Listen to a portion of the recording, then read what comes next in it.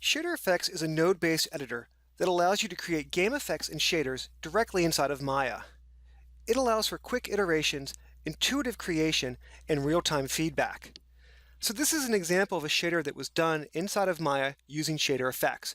It's got a really awesome look to it, and a lot of this stuff is actually being driven procedurally, like all the water and little raindrops and things like that. So let's go ahead and jump into the node editor of ShaderFX and begin exploring this shader. So when you open up ShaderFX for the first time, basically you're always going to start off with a traditional game shader. So we've done a lot of the heavy lifting here for you. This is a pretty awesome shader to start off, and all the attributes that you'd want to start mapping are exposed, so you can just start dropping in all your own custom work directly on top of this traditional game shader. With that being said, sometimes you might want to have your own customized version of a shader. You could either start from scratch or just dive into the group of this shader and modify it to make it your own. So when working with ShaderFX, it's really pretty straightforward to start making relationships between all of these different options.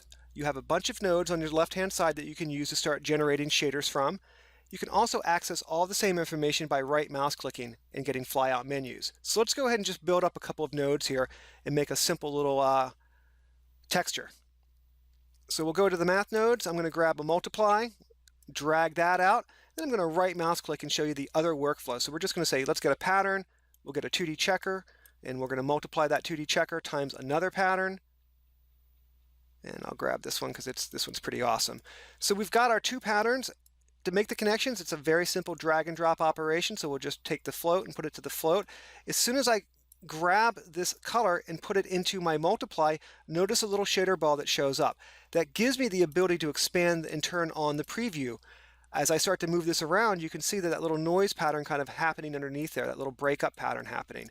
This is a really fun node, actually. If you dive into this one, it's basically using some custom code. So if you've got legacy code kicking around, or if there's something that's just simple to do in code, that's easier to do in code maybe than using a bunch of nodes, you can create your own custom code nodes, and then basically just put your code directly inside of ShaderFX. It's pretty straightforward. So let's go ahead and close that down. We'll get out of this group. The last thing that I want to talk about is the fact that any of these options that you think an artist might want to interact with, you can expose at the attribute editor level. So something like on the reflection here, you can see that the texture path has been exposed so that an artist could repipe in a texture path onto that reflection tab.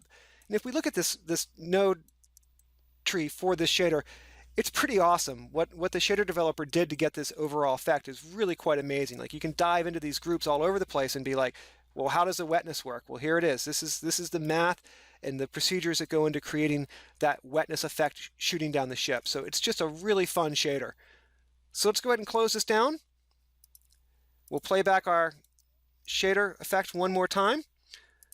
And while that's playing back, you can see at the shader effect level at the attribute editor, all the stuff that's been exposed for me to play around with as the artist. So I can turn on different things like caustic effects, or go down here to maybe some of these water effects and start playing around with, how does that water blend in? How harsh is it? How soft is it? How much brightness or darkness does it have? Is it starting to kick in more reflection? So the shader developer, Chris, just did an amazing job on this shader for me.